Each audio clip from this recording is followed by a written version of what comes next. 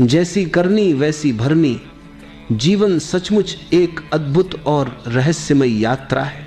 हम रोज इस यात्रा में चलते हैं। सुबह से शाम तक असंख्य अनुभवों, भावनाओं और विचारों से गुजरते हैं।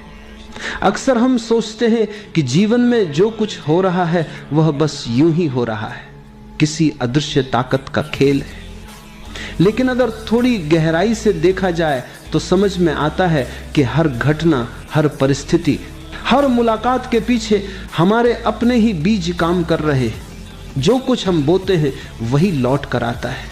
यही शाश्वत नियम है, जैसी करनी वैसी भरनी।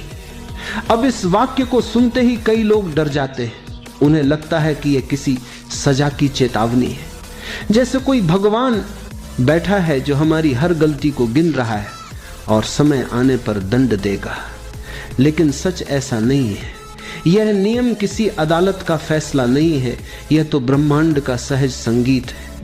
जैसे धरती का गुरुत्वाकर्षण बिना किसी पक्षपात के काम करता है, वैसे ही कर्म का नियम भी बिना पक्षपात के चलता है।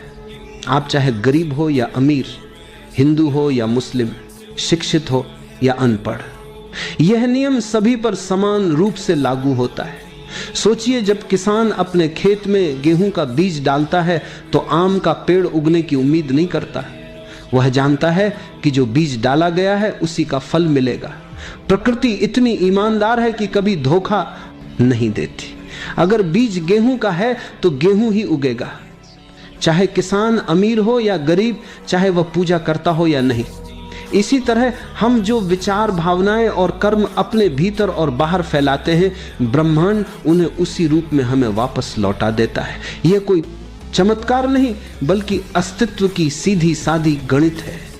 अगर आप किसी से प्रेम से बात करते हैं, मुस्कान देते हैं, तो सामने वाला भी अनजाने में आपके प्रति कोमल हो जाता है।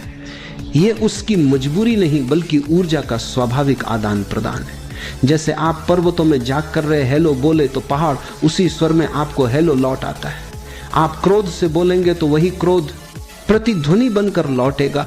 ब्रह्मांड भी ऐसा ही एक विशाल पर्वत है। आप जो भेजते हैं वही गूंज बनकर लौटता है। इसलिए जैसी करनी वैसी भरनी डराने वाली बात नहीं बल्कि एक सुंदर आमंत्रण है। यह हमें याद दिलाता है कि हमारे पास अपने जीवन को बदलने की पूरी शक्ति है।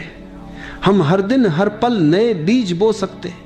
अगर अब तक हमने अनजाने में क्रोध, ईर्ष्या, शिकायत के बीज बोए हैं तो कोई बात नहीं। आज से हम प्रेम, करुणा और आनंद के बीज बोना शुरू कर सकते हैं। यह नियम हमें कैद नहीं कर